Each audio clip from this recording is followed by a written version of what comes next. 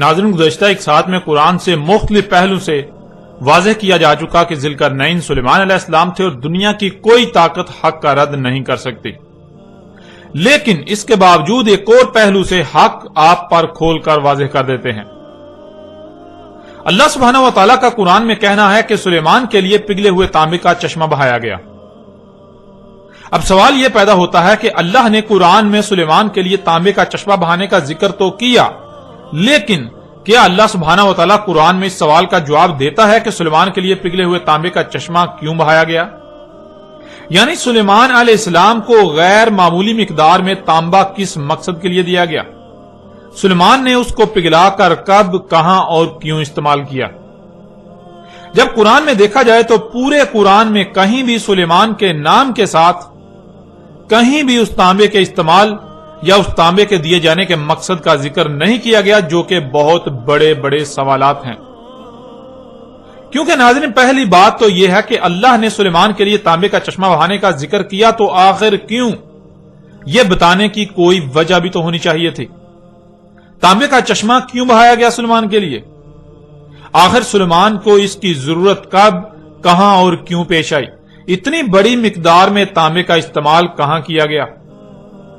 آپ پورے کا پورا قرآن چھان لیں، آپ کو کہیں بھی سلیمان کا نام استعمال کرتے ہوئے سلیمان کی طرف سے تانبے کے استعمال کا ذکر نہیں ملے گا۔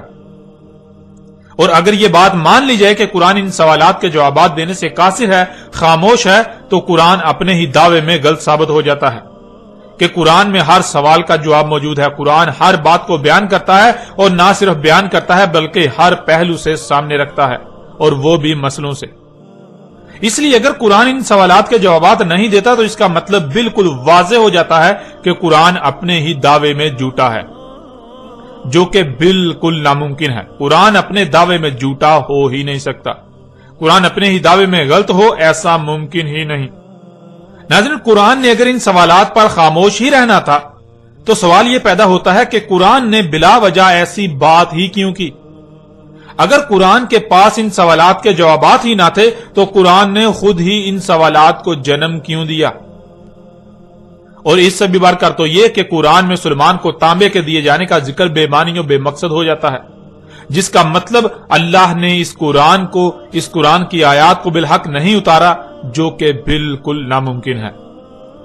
ناظرین، نہ تو قرآن بغیر حق اتارا گیا اور نہ ہی قرآن کوئی بے مقصد و بے معنی بات کرتا ہے، نہ ہی قرآن کوئی ایسا سوال کھڑا کرتا ہے جس کا وہ جواب ہی نہ دے، اور نہ ہی کوئی ایک بھی ایسا سوال ہے جس کا جواب قرآن میں موجود نہ ہو۔ اگر کوئی ایسا کہتا، سوچتا یا سمجھتا ہے کہ قرآن میں ہر سوال کا جواب نہیں ہے، قرآن کسی بھی سوال کا جواب دینے سے قاصر ہے، قرآن ہر بات کو ہر پہلو سے بیان نہیں کرتا، تو اس میں قصور اللہ کا نہیں، قصور قرآن کا نہیں، بلکہ قصور اس کا اپنا ہے۔ قصور ایسا کہنے والے کا اپنا ہے کہ وہ اس معیار پر پورا ہی نہیں اتر رہا جس معیار پر پورا اترنے سے قرآن اپنے راز کھولتا ہے۔ وہ اللہ کے طے کردہ اس قانون پر ہی پورا نہیں اتر رہا جس پر پورا اترنے سے ہی قرآن کھلتا ہے۔ قرآن ہر سوال کا جواب دیتا ہے، قرآن رہنمائی کرتا ہے، اس لیے قصور اللہ کا نہیں، قصور قرآن کا نہیں، بلکہ قصور ایسا کہنے، سوچنے یا سمجھنے والے کا ہے۔ آپ پیچھے یہ بات جان چکے کہ اللہ نے نہ صرف ہر اس بات کو، ہر اس مسئلے یا معاملے کو قرآن میں بیان کر دیا جو انسانوں کو پیش آنا تھا، اور پھر کسی ایک بھی بات، معاملے یا مسئلے کو قرآن میں ایک ہی پہلو سے ایک ہی مقام پر بیان نہیں کیا، بلکہ ہر بات کو، ہر معاملے کو، ہر مسئلے کو ہر پہلو سے ایک سے زائد مقامات پر قرآن میں بیان کیا۔ اس لیے قرآن میں اللہ سبحانہ و تعالیٰ نے ایک مقام پر یہ بتایا کہ سلیمان کے لیے تانبے کا چشمہ بہا دیا، تو اسی قرآن میں کسی دوسرے مقام پر سلیمان ہی کی طرف سے اس تانبے کو کب، کہاں اور کیوں استعمال کیا گیا، اس پر بھی تفصیل کے ساتھ بات کی۔ اور جب اللہ سے یہ سوالات کیے جائیں تو اللہ سبحانہ و تعالیٰ ان سوالات کے جوابات سورہ الکہف میں ذوالقرنین علیہ السلام کے موضوع پر ہی بات کرتے ہوئے دیتا ہے۔ جس کے لیے تانبے کا چشمہ بہایا، ایک مقام پر اس کا نام تو دوسرے مقام پر اس کے اسم سے اس کا ذکر کرتے ہوئے اس تانبے کے استعمال کی تفصیلات بھی بیان کر دی، جس سے یہ بات مزید کھل کر واضح ہو جاتی ہے کہ ذوالقرنین کوئی اور نہیں بلکہ سلیمان بن داؤد علیہ السلام تھے۔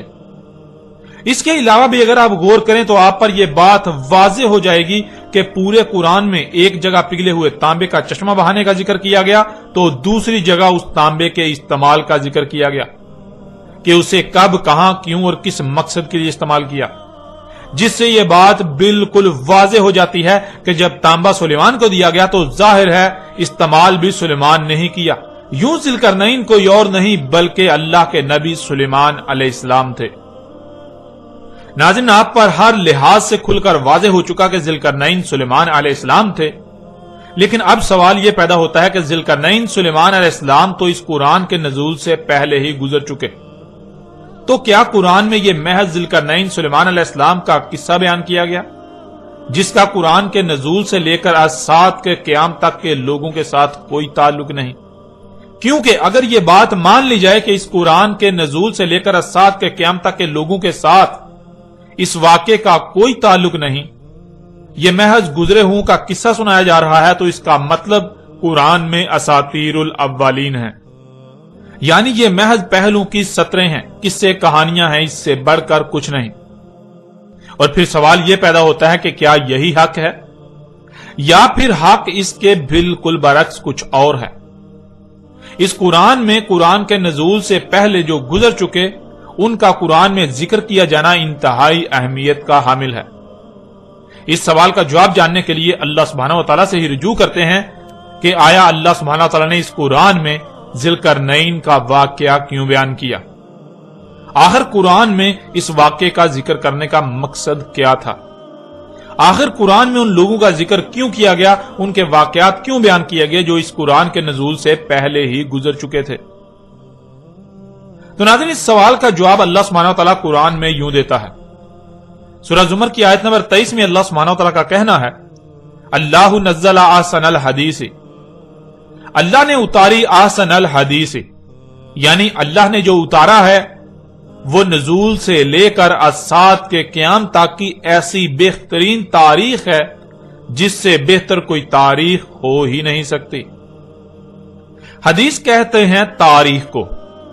اور حدیث کی سے کے نیچے زیر کا استعمال اسے مستقبل کا صیغہ بنا دیتا ہے، جس سے الحدیثی کے معنی بنتے ہیں یہ قرآن اپنے نزول سے لے کر اسات کے قیام تک کی تاریخ ہے، یعنی اس قرآن میں جو کچھ بھی بیان کیا گیا وہ قرآن کے نزول سے لے کر اسات کے قیام تک جو کچھ بھی ہونا تھا وہ سب کا سب بیان کیا گیا۔ لیکن ناظرین، جب قرآن میں دیکھا جائے تو اس قرآن میں مستقبل کی بجائے زیادہ تر بات ماضی کی گئی، یعنی وہ جو اس قرآن کے نزول سے پہلے گزر چکے ان کا ذکر کیا گیا، جس سے یہ بات غلط ثابت ہو جاتی ہے کہ قرآن احسن الحدیث ہی ہے، یعنی یہ قرآن اپنے نزول سے لے کر اسات کے قیام تک کی احسن تاریخ ہے۔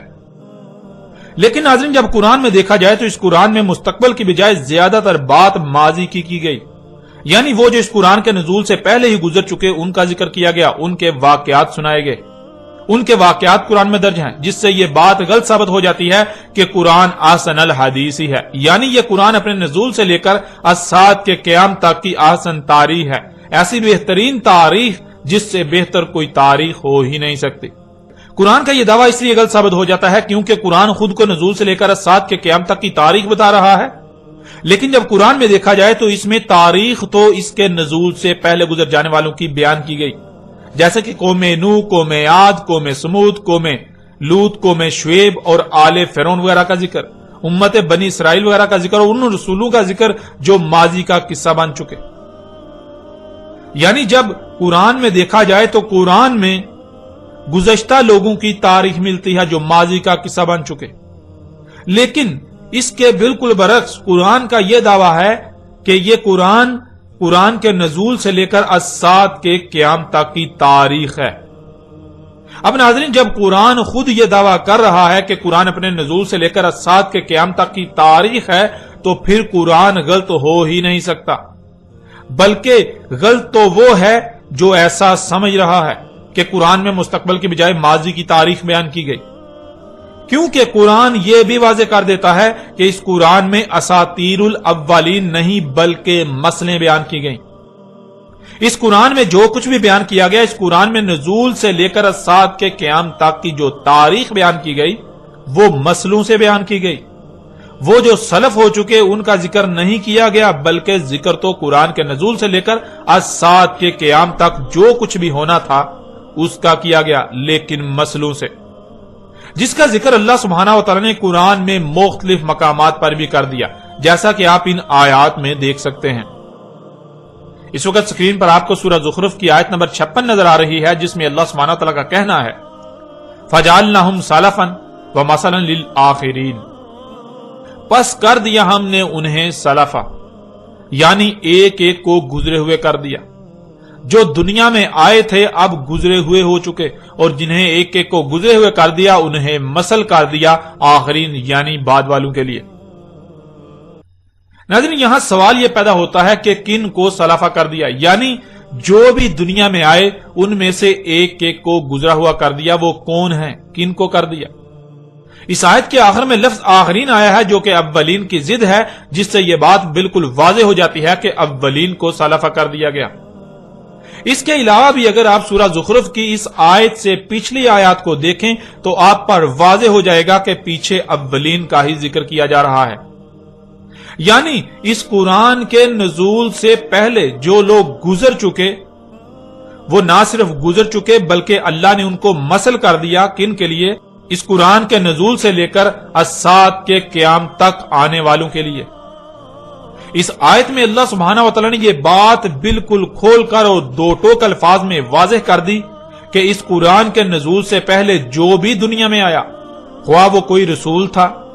امت تھی یا قوم، ایک ایک کو گزرے ہوئے کر دیا۔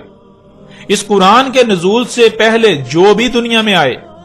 جو اولین تھے ان کو گزرے ہوئے کر دیا، اور نہ صرف گزرے ہوئے کر دیا بلکہ انہیں مثل کر دیا آخرین یعنی بعد والوں کے لیے، اس قرآن کے نزول سے لے کر الساعت کے قیام تک آنے والوں کے لیے۔ ناظرین، یہ وہ وجہ ہے جس وجہ سے اللہ سبحانہ و تعالی نے قرآن میں کئی مقامات پر یہ بات بار بار واضح کی اور ہر پہلو سے واضح کی کہ اس قرآن میں ہر شے کو مسئلوں سے بیان کر دیا گیا۔ اس قرآن میں مسئلیں بیان کی گئیں، نہ کہ اساطیر الاولین، جیسا کہ آپ سکرین پر نظر آنے والی آیات میں دیکھ سکتے ہیں۔ سورہ الاسراء کی آیت نمبر 99 میں اللہ سبحانہ وتعالی کا کہنا ہے وَلَقَدْ صَرَفْنَا لِلنَّاسِ فِي هَذَا الْقُرْآنِ مِنْ كُلِّ مَثَلٍ فَأَبَىٰ أَكْثَرُ النَّاسِ إِلَّا كُفُورًا، اور تحقیق کے یعنی تم اپنی طرف سے پوری تحقیق کر لو، اپنے گوڑے دوڑا لو، جو کہا جا رہا ہے وہی تمہارے سامنے آئے گا،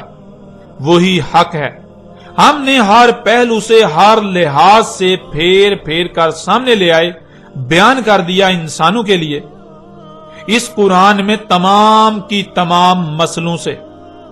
پس انکار کر دیا انسانوں کی اکثریت نے، مگر اس لیے کہ جو کچھ بھی انہیں عطا کیا گیا وہ اس مقصد کے لیے استعمال ہی نہیں کرنا چاہتے جس مقصد کے لیے انہیں عطا کیا گیا، وہ اپنی خواہشات کی اتباع کرنا چاہتے ہیں۔ اس لیے انسانوں کی اکثریت نے اس بات کا انکار کر دیا کہ اللہ نے اس قرآن میں ہر شے کو مسئلوں سے بیان کر دیا۔ اس قرآن کے نزول سے لے کر الساعت کے قیام تک جو کچھ بھی ہونا تھا وہ سب کا سب ہر پہلو سے بیان کر دیا مسئلوں سے۔ اس بات کا انسانوں کی اکثریت نے انکار کر دیا۔ پھر آگے سورہ الکہف کی آیت نمبر 54 میں اللہ سبحانہ وتعالی کا کہنا ہے وَلَقَدْ صَرَفْنَا فِي هَذَا الْقُرْآنِ لِلنَّاسِ مِنْ كُلِّ مَثَلٍ وَكَانَ الْإِنسَانُ أَكْثَرَ شَيْءٍ جَدَلًا، اور تحقیق کے یعنی تم اپنی طرف سے پوری تحقیق کر لو، تم اپنے گھوڑے دوڑا لو، جو کہا جا رہا ہے وہی تمہارے سامنے آئے گا اور وہی حق ہے۔ ہم نے ہر پہلو سے ہر لحاظ سے پھیر پھیر کر سامنے لے آئے، بیان کر دیا انسانوں کے لیے اس قرآن میں تمام کی تمام مسئلوں سے، یعنی اس قرآن میں ماضی میں پیش آنے والے واقعات میں سے صرف ان کا ذکر کیا جو ہو بہو اس قرآن کے نزول سے لے کر الساعت کے قیام تک پیش آئیں گے۔ انسانوں کے ہر سوال کا جواب ہر پہلو سے ہر لحاظ سے پھیر پھیر کر اس قرآن میں بیان کر دیا۔ قرآن کے نزول سے لے کر الساعت کے قیام تک انسانوں کو جب جب جو جیسے جیسے رہنمائی درکار تھی سب کا سب اس قرآن میں ہر پہلو سے پھیر پھیر کر تمہارے سامنے لے آئے۔ اور تھا انسان اکثریت معاملات میں جھگڑا کرنے والا، سو جھگڑا ہی کیا۔ یعنی قرآن کی بات تسلیم کرنے کی بجائے اپنی خواہشات و اپنے خود ساختہ الہوں کی باتوں کو قرآن پر ترجیح دی۔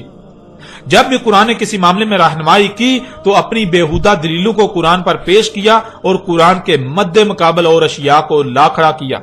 وہ بات تسلیم نہ کی جو قرآن نے کی۔ ناظرین، ان آیات میں اللہ سبحانہ تعالیٰ نے یہ بات واضح کر دی کہ قرآن کے نزول سے لے کر اجساد کے قیام تک انسانوں کو جو معاملات بھی پیش آنے تھے، ان کے ہر سوال کا جواب اسی قرآن میں بیان کر دیا۔ نہ صرف بیان کر دیا بلکہ پھیر پھیر کر ہر پہلو سے مسئلوں کے ساتھ بیان کر دیا۔ یعنی اس قرآن کے نزول سے لے کر اجساد کے قیام تک جو کچھ بھی ہونا تھا یا ہونا ہے، اس سب کی تاریخ پہلے ہی لکھ دی اور مسئلوں سے لکھی گئی۔ مطلب یہ کہ آپ اس قرآن میں دیکھتے ہیں بار بار جگہ جگہ وہ لوگ جو گزر چکے ان کا ذکر آتا ہے، بہت سے واقعات کا ذکر آتا ہے جو ماضی میں ہو چکے، جس سے بظاہر ایسا لگتا ہے کہ قرآن گزرے ہوں کی کہانیاں سنا رہا ہے۔ قرآن ان لوگوں کے قصے سنا رہا ہے جو اس قرآن کے نزول سے پہلے ہی دنیا سے جا چکے، گزر چکے، لیکن وہ قصے کہانیاں نہیں ہیں، وہ اساطیر الاولین نہیں ہیں، بلکہ وہ سب کی سب مسئلے ہیں۔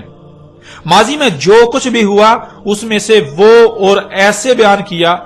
جو آگے مستقبل میں ہونے والے واقعات کا احاطہ کرے۔ یعنی اس قرآن کے نزول سے لے کر اجساد کے قیام تک کی تاریخ اس طرح مسئلوں سے لکھی گئی جس سے نہ صرف ماضی کی تاریخ بھی آ جاتی ہے اور مستقبل میں کیا کچھ ہونا ہے اس کی تاریخ بھی بن جاتی ہے۔ جہاں امت بنی اسرائیل کا ذکر کیا جا رہا ہے تو اگر اس سے مراد یہ لے لیا جائے کہ یہاں بنی اسرائیل کا ذکر کیا جا رہا ہے تو پھر جان لیں بنی اسرائیل تو گزر چکے، ماضی کا قصہ بن چکے۔ تو اس کا مطلب یہ ہوگا کہ قرآن بنی اسرائیل کی کہانی سنا رہا ہے، بنی اسرائیل کا واقعہ سنا رہا ہے۔ یوں قرآن میں بنی اسرائیل سے متعلق جو کچھ بھی آیا ہے وہ محض چند سطور کے علاوہ کچھ نہیں، جنہیں عربی میں اساطیر الاولین کہا جائے گا۔ لیکن قرآن خود یہ کہہ رہا ہے کہ اس قرآن میں اساطیر الاولین نہیں بلکہ مسئلے ہیں۔ مطلب اصل میں ذکر بنی اسرائیل کا نہیں بلکہ موجودہ امت کا کیا جا رہا ہے، لیکن مسئلوں سے۔ اس کے بہت سے فائدے ہیں، یعنی قرآن میں اس طرح بیان کرنے کے، اس طرح بات کرنے کے بہت سے فائدے ہیں۔ ایک تو یہ کہ اس طرح نہ صرف اصل مقصد مستقبل کی تاریخ بن گئی، دوسرا بنی اسرائیل یعنی ماضی کی تاریخ بھی لکھی گئی۔ تیسرا یہ کہ قرآن جو بار بار غور و فکر کا کہتا ہے، جو غور و فکر نہیں کریں گے وہ اسی کے ذریعے گمراہی کا شکار ہوں گے، وہ یہی سمجھیں گے کہ یہ بنی اسرائیل کی کہانی سنائی جا رہی ہے، یہ اساطیر الاولین ہیں، یہ جو اولین ہیں ان کی محض سطریں ہیں، اور جو غور و فکر کریں گے، جو غور و فکر کرنے والے ہیں وہ اس سے ہدایت پائیں گے، ان پر واضح ہو جائے گا کہ یہ اساطیر الاولین نہیں بلکہ مسئلے ہیں۔ قرآن میں جہاں جہاں گزشتہ لوگوں کا ذکر کیا گیا اصل میں وہاں ان کا ذکر نہیں بلکہ موجودہ لوگوں کا ذکر ہے، ان کی تاریخ لکھی گئی۔ اس قرآن کے نزول سے لے کر اجساد کے قیام تک جو کچھ بھی ہونا تھا اس سب کے سب کی تاریخ لکھ دی گئی مسئلوں سے۔ ناظرین، اللہ سبحانہ تعالیٰ نے اس قرآن میں حق اس قدر کھول کھول کر واضح کر دیا، لیکن افسوس کہ حق اس قدر واضح ہو جانے کے باوجود بھی آج تک خود کو مسلمان کہلوانے والے، خود کو اس قرآن کے اہل کہلوانے والے یہی کہتے، سمجھتے، لکھتے اور سناتے آئے کہ اس قرآن میں اساطیر الاولین ہیں، یعنی اس قرآن میں اس کے نزول سے پہلے کے لوگوں کے بارے میں جو کچھ بھی لکھا ہوا ہے وہ سب کے سب ان کے قصے و کہانیاں سنائی جا رہی ہیں، جن کا قرآن کے نزول سے لے کر اجساد کے قیام تک کے لوگوں کے ساتھ کوئی تعلق نہیں سوائے ان کو ان کی کہانیاں سنائے جانے کے۔ اور اسی بات کو اللہ سبحانہ و تعالی نے آج سے 14 صدیاں قبل ہی اس قرآن میں بھی آیات کی صورت میں اتار دیا تھا، یعنی یہ جو انسانوں نے کیا، یہ خود کو مسلمانوں والوں نے جو کیا، اس کی تاریخ بھی اللہ سبحانہ و تعالی نے آج سے 14 صدیاں قبل ہی اسی قرآن میں اتار دی تھی، جیسا کہ آپ سکرین پر آیات کو دیکھ رہے ہیں۔ سورہ القلم کی آیت نمبر 15 اور المطففین کی آیت نمبر 13 میں اللہ سبحانہ تعالیٰ کا کہنا ہے،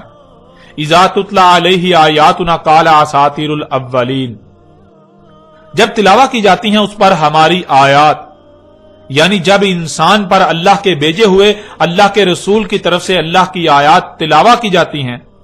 اللہ کی آیات کو بیان کیا جاتا ہے، کھول کھول کر ترتیب کے ساتھ واضح کیا جاتا ہے، تو آگے سے انسان کا جواب یہ ہوتا ہے، انسان کہتا ہے اساطیر الاولین، یہ اساطیر الاولین ہے، یعنی یہ جو کچھ بھی قرآن میں گزشتہ لوگوں کے بارے میں آیا ہے یہ تو محض پہلو کی سطریں ہیں، اس سے بڑھ کر کچھ نہیں۔ یہ تو ان کے قصے، کہانیاں، ان کے واقعات سنائے جا رہے ہیں جن کا موجودہ انسانوں کے ساتھ کوئی تعلق نہیں۔ پیچھے آپ پر واضح کیا جا چکا کہ اساطیر الاولین اس طرح ثابت ہوتی ہیں جب یہ کہا جائے کہ یہ تو گزشتہ لوگوں کی بات کی جا رہی ہے جس کا ہمارے ساتھ کوئی تعلق نہیں، اور یہی موجودہ انسانوں کا کہنا ہے جو آج تک کہتے آئے اور کہہ رہے ہیں، جو قرآن پر ایمان رکھنے کے دعوے دار ہیں، اور مزید کیا کہتے ہیں یہ بھی اللہ سبحانہ وتعالی نے قرآن میں بیان کر دیا۔ لَقَدْ وُعِدْنَا هَٰذَا نَحْنُ وَآبَاؤُنَا مِن قَبْلُ إِنْ هَٰذَا إِلَّا أَسَاطِيرُ الْأَوَّلِينَ۔ تحقیق یعنی انسان کہہ رہے ہیں، انسانوں کا کہنا ہے کہ تم اپنی تحقیق کر لو، تمہارے سامنے یہی بات آئے گی، وعدہ ہے ہمارا، یہ ہم اور ہمارے آباء و اجداد اس سے پہلے نہیں ہے مگر یہ اساطیر الاولین، یعنی یہ ہمارا وعدہ ہے، تم اپنی تحقیق کر لو، تمہارے سامنے یہی آئے گا۔ ہم یعنی موجودہ وہ لوگ جو قرآن کی ترجمانی کے دعوے دار ہیں، جو علماء و مفسر ہیں، اور جو ہمارے آباء و اجداد یعنی جو ہم سے پہلے گزر چکے، جنہوں نے قرآن کی تفاسیر لکھی، تمہیں اس کے سوا اور کوئی بات نہیں ملے گی کہ یہ جو کچھ بھی ہے یہ محض ان کی سطریں یعنی محض قصے و کہانیاں ہیں جو قرآن کے نزول سے پہلے گزر چکے، یہ مسئلے نہیں ہیں، یہ اساطیر الاولین ہیں۔ اس طرح آپ اگلی آیت میں دیکھیں، وَإِذَا قِيلَ لَهُم مَاذَا أَنزَلَ رَبُّكُمْ قَالُوا أَسَاطِيرُ الْأَوَّلِينَ، اور جب کہا جاتا ہے ان کو کیا ہے جو اتارا تھا تمہارے رب نے، آگے سے جواب دے رہے ہیں اساطیر الاولین، یعنی جب ان کو یہ کہا جاتا ہے، ان سے یہ پوچھا جاتا ہے کہ بتاؤ اس قرآن میں اللہ نے کیا اتارا، یہ جو قوم نوح کے واقعات ہیں، یہ جو قوم عاد کے واقعات ہیں، یہ جو قوم سمود کے واقعات ہیں، یہ جو قوم شعیب، قوم لوط، آل فرعون وغیرہ کے واقعات ہیں، بنی اسرائیل کا ذکر کیا گیا، یعنی قرآن میں جو گزشتہ ہلاک شدہ اقوام، گزشتہ لوگوں کا ذکر کیا گیا، اس قرآن کے نزول سے پہلے کے لوگوں کا ذکر کیا گیا، یہ سب کا سب کیا ہے؟ تو آگے سے ان کی طرف سے یہی جواب آئے گا، یہ یہی کہہ رہے ہیں کہ یہ اساطیر الاولین ہیں، یہ تو پہلے لوگوں کی محض سطور ہیں، اس سے بڑھ کر کچھ نہیں، یہ تو ان کے قصے و کہانیاں ہیں۔ پھر اس طرح اگلی آیت میں دیکھیں، سورہ انفال کی آیت نمبر 13، وَإِذْ تُتْلَىٰ عَلَيْهِمْ آيَاتُنَا قَالُوا قَدْ سَمِعْنَا لَوْ نَشَاءُ لَقُلْنَا مِثْلَ هَٰذَا إِنْ هَٰذَا إِلَّا أَسَاطِيرُ الْأَوَّلِينَ، اور جب ہمارا بھیجا ہوا رسول تلاوت کر رہا ہے ان پر ہماری آیات، یعنی ہماری آیات کو کھول کھول کر واضح کر رہا ہے، تو آگے سے ان کا یہ رد عمل آتا ہے، تحقیق سن چکے ہم، اگر ہمارا قانون ہوتا یعنی اگر یہی دین ہوتا ہمارے نزدیک تو ہم اس کے لیے یعنی دین کے لیے بالکل ایسے ہی کہتے جو تم کہہ رہے ہو، یعنی ہمارے نزدیک دین یہ نہیں ہے جسے تو دین کہہ رہا ہے، اگر ہم بھی اسے ہی دین سمجھتے جسے تو دین کہہ رہا ہے تو ہم بھی یہی سب کہتے جو تو کہہ رہا ہے کہ یہ مسئلے ہیں، نہیں ہے یہ مگر اساطیر الاولین، یعنی یہ قرآن میں جو کچھ بھی گزشتہ لوگوں کے بارے میں آیا ہے اس کا ہمارے ساتھ کوئی تعلق نہیں، یہ دین نہیں ہے، یہ تو محض اولین کی سطریں ہیں، یہ تو قرآن کے نزول سے پہلے جو لوگ گزر چکے ان کے قصے و کہانیاں ہیں، ان سے بڑھ کر کچھ نہیں۔ ناظرین، آپ پر یہ بات بالکل کھول کر واضح ہو چکی کہ اللہ سبحانہ تعالیٰ نے اساطیر الاولین نہیں بلکہ اس قرآن میں مسلوں سے، اس قرآن کے نزول سے لے کر الساعۃ کے قیام تک کی تاریخ بیان کی۔ آپ ہر لحاظ سے بالکل واضح طور پر یہ جان چکے ہیں کہ اس قرآن میں اساطیر الاولین نہیں ہے بلکہ مسئلے ہیں۔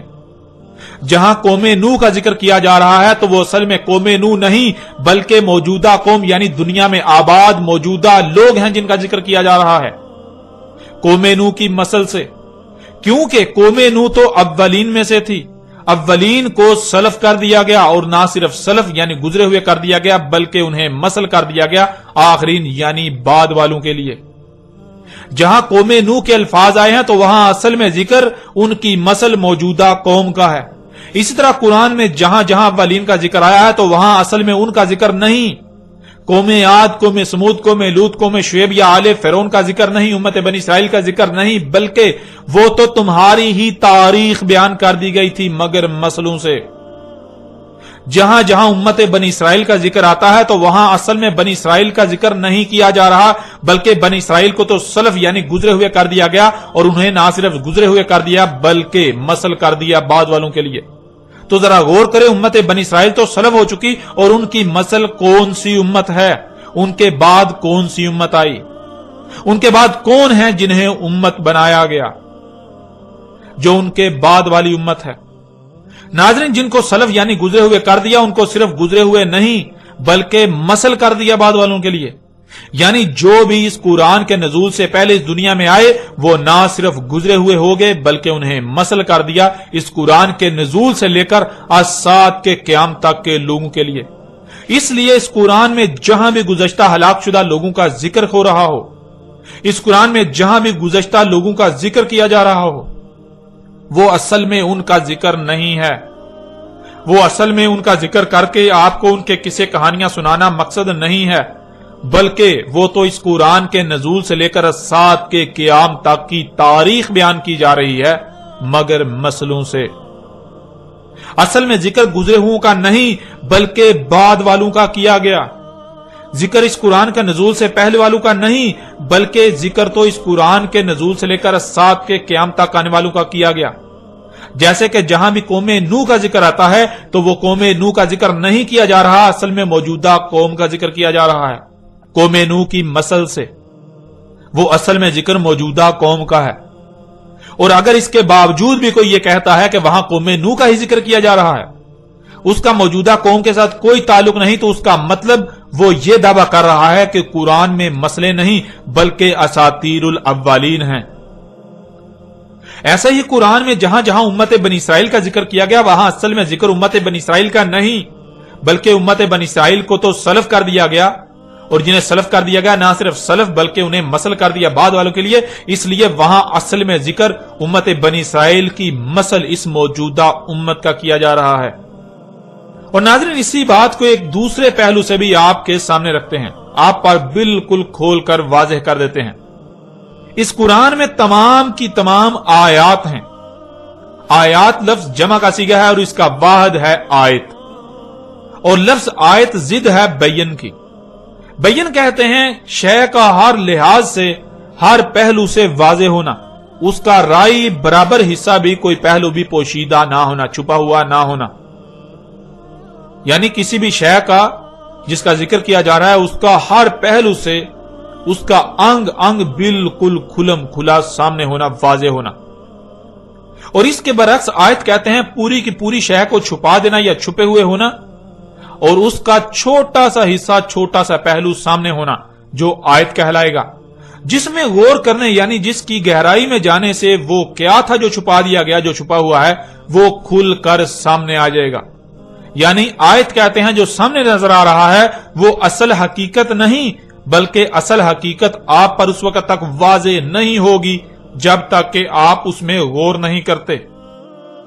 उसकी गहराई में नहीं जाते। जो सामने नजर आ रहा है वो असल हकीकत पर पड़ा हुआ पर्दा है। जो सामने नजर आ रहा है जो कि आयत है वो असल हकीकत नहीं बल्कि असल हकीकत पर पड़ा हुआ पर्दा है। जब तक आप उस पर्दे के पीछे नहीं जानते तब तक हकीकत आपके सामने नहीं आएगी। नाज़रीन, इसे आप एक छोटी सी मिसाल से भी समझ सकते हैं। मसलन आप अपनी आंखों से देखते हैं कि आपको सूरज जमीन के गिर्द घूमता हुआ नजर आता है, जमीन रोटी की तरह गोल और चपटी नजर आती है। ये जो आप अपनी आंखों से सामने देख रहे हैं ये बैन नहीं, यानी ये खुलम खुला असल हकीकत नहीं है बल्कि ये आयत है, असल हकीकत पर पड़ा हुआ पर्दा है। असल हकीकत क्या है वो उस वक्त तक सामने नहीं आएगी जब तक कि आप आयत में यानी जो सामने नजर आ रहा है उसमें गौर नहीं करते, उसमें गौर व फिक्र नहीं करते, उसकी गहराई में नहीं जाते, उस पर्दे के पीछे नहीं झांकते। और असल हकीकत क्या है ये आज पूरी दुनिया पर वाज़ेह हो चुकी है कि सूरज के जमीन के गिर्द घूमने से नहीं बल्कि जमीन के सूरज के गिर्द अपने ही महवर पर घूमने से रात और दिन आ जा रहे हैं। अब नाज़रीन, अगर कोई उससे ही असल हकीकत कहे या मान ले जो आंखों से नजर आ रहा है تو کیا وہ اپنی بات اپنے دعوے میں سچا ہوگا؟ اور حق اس قدر کھل جانے کے باوجود بھی وہ اپنی باطل و بے بنیاد بات پر ڈٹا رہے تو اس کی دماغی حالت کیا ہوگی؟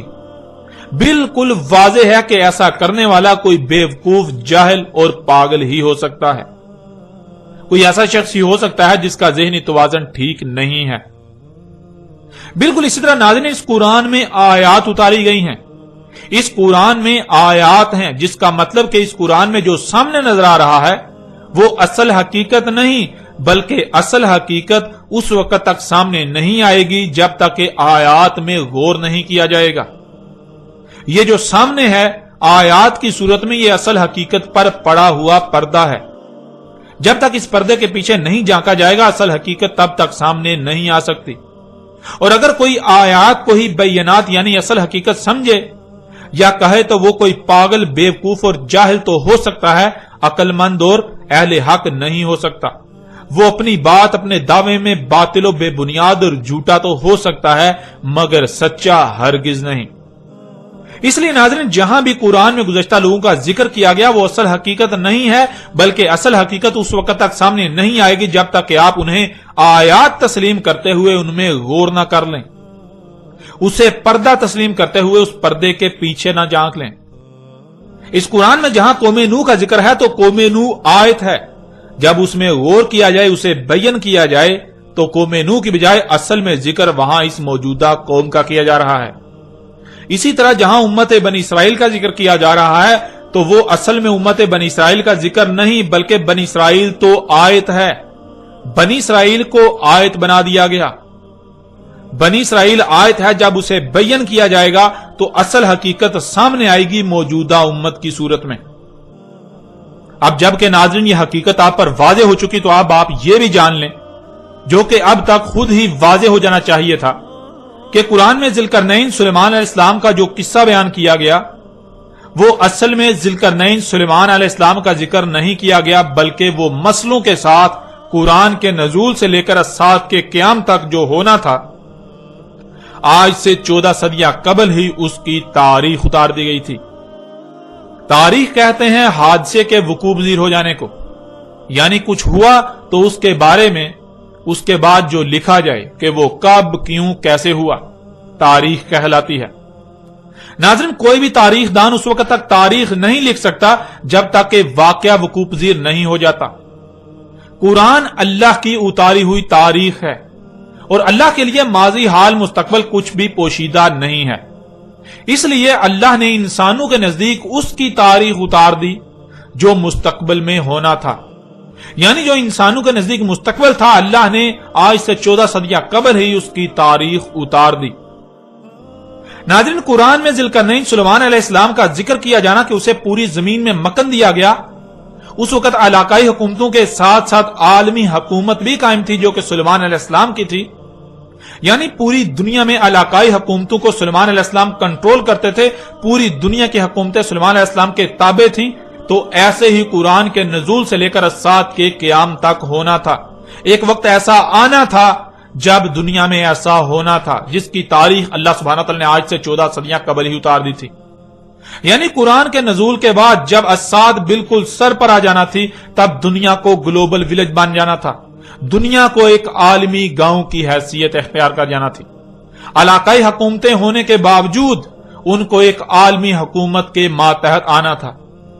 ذوالقرنین سلیمان علیہ السلام کے پاس تیز ترین فضائی سفر کے اسباب ہوتے ہیں،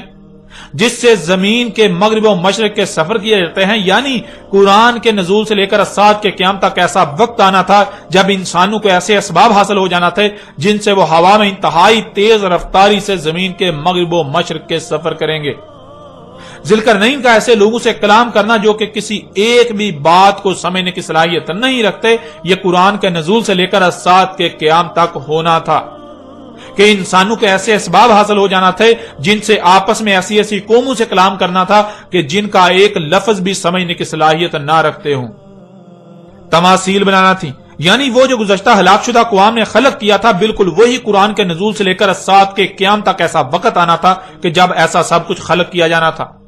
تماثیل خلق کی جانی تھی، بلند و بانگ رواسیات خلق کرنا تھی، یعنی بلند و بانگ چوٹیاں جو کہ عمارتیں ہیں وہ خلق کرنا تھی، انتہائی تباہ کن اسلحہ خلق کرنا تھا، طرح طرح کے اسباب خلق کرنے تھے جو گزشتہ ہلاک شدہ اقوام نے خلق کیا تھا۔ ذوالقرنین نے مغرب کا سفر کیا، وہاں پہنچا جہاں خشکی ختم اور آگے سمندر ہی سمندر ہے، جہاں سے سورج گرم پانیوں میں ڈوبتا ہوا نظر آتا ہے۔ وہاں جو قوم تھی وہ دنیا میں فساد کی جڑ تھی، یعنی قرآن کے نزول سے لے کر سات کے قیام تک جب زمین میں فساد عظیم بپا ہونا تھا، ایسے اسباب وجود میں آ جانا تھے، ترقی کے نام پر فساد عظیم ہونا تھا، تب مغرب میں جہاں خشکی ختم اور وہاں سے سورج گرم پانیوں میں ڈوبتا ہوا نظر آتا ہے، وہاں جو قوم ہونا تھی، یعنی دنیا کے مغرب میں جہاں خشکی ختم ہوتی ہے تو آخری جو خشکی کا مقام ہے، وہاں جو قوم ہونا تھی، اس قوم نے زمین میں فساد کی بنیاد، فساد کی جڑ ہونا تھا۔ اور ذرا غور کریں، کیا آج ایسا ہوا؟ کیا آج ایسا ہو رہا ہے؟ کیا آج واقعتاً ایسے خطے میں ایسی قوم آباد ہے جو زمین میں فساد کی جڑ ہے، فساد کی بنیاد ہے، جہاں کے شیاطین زمین و آسمانوں میں فساد عظیم کر رہے ہیں؟ جب غور کریں تو ہاں، بالکل وہ خطہ آج موجود ہے جسے دنیا امریکہ کا نام دیتی ہے، اور امریکی قوم جو دنیا میں فساد کی جڑ ہے، فساد کی بنیاد ہے۔ اسی طرح ذوالقرنین کے مشرق کے سفر کا ذکر کیا گیا، وہاں ایسی قوم جب سورج طلوع ہوتا ہے تو سب سے پہلے اسی قوم پر طلوع ہوتا ہے، اس کے بعد باقی اقوام پر طلوع ہوتا ہے۔ اس قوم نے زمین میں فساد عظیم بپا کرنا تھا، اور آج وہ قوم موجود ہے جسے چینی اور جاپانی قوم کہا جاتا ہے۔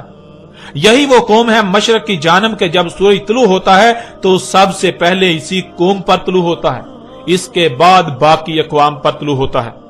اسی طرح تیسرا سفر جو مغرب و مشرق کے درمیان تھا، وہاں جو خطہ ہے، اس خطے میں قرآن کے نزول سے لے کر سات کے قیام تک ایسی قوم نے آنا تھا جس نے زمین میں تباہی مچانا تھی، فساد کرنا تھا، لوگوں کے اموال لوٹنا تھے،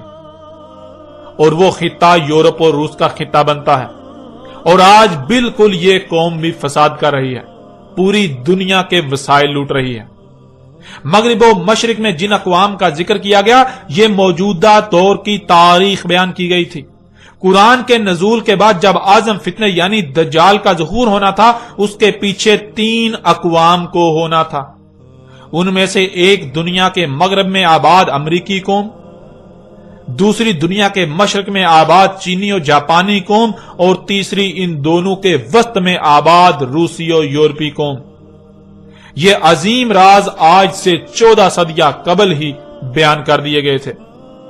اس وقت جو لوگ یہ سب کچھ کر رہے تھے ان کو قرآن میں یاجوج اور ماجوج کہا گیا۔ تو قرآن کے نزول سے لے کر سات کے قیام تک جب ایسا ہونا تھا تو ایسا کرنے والوں کو قرآن نے یاجوج اور ماجوج کہا۔ ناظرین، یہ عظیم خبریں آج سے 14 صدیاں قبل ہی دے دی گئیں، لیکن کسی کو اس قرآن میں کچھ بھی نظر نہ آیا۔ ہر کوئی قرآن میں اتنے عظیم راز، ان عظیم خبروں کو، اس تاریخ کو اساطیر الاولین بنا کر بیٹھا رہا، گزشتہ اقوام کے قصے و کہانیاں بنا کر بیٹھا رہا۔ اور ناظرین، اب آپ کو بآسانی سے اس بات کی بھی سمجھ آ جائے گی کہ محمد علیہ السلام نے سورہ الکہف کو بار بار دجال کے ساتھ کیوں جوڑا۔ کیونکہ سورہ الکہف میں دجال اور اس وقت جب دجال موجود ہونا تھا اس کی مکمل رہنمائی موجود ہے۔ ذرا غور کریں، کیا آج دنیا میں یہی سب نہیں ہو رہا؟ کیا آج دنیا مختلف ممالک میں تقسیم ہونے کے باوجود ایک زبان اور ثقافت میں نہیں ڈال چکی؟ قومیں ایک دوسرے کی زبان کا ایک لفظ بھی سمجھنے کی صلاحیت نہ ہونے کے باوجود اسباب کے ساتھ روانی سے ایک دوسرے سے کلام نہیں کر رہی ہیں۔ اس وقت پوری دنیا مختلف ممالک میں تقسیم ہونے کے باوجود ایک زبان و ثقافت میں ڈل چکی،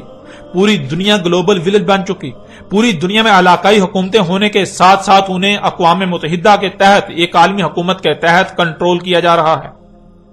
دنیا ایک عالمی گاؤں کی حیثیت اختیار کر چکی ہے۔ ناظرین، کیا آج اسباب کے ذریعے دنیا کی کسی بھی قوم سے گفتگو کرنا ممکن نہیں ہو چکا؟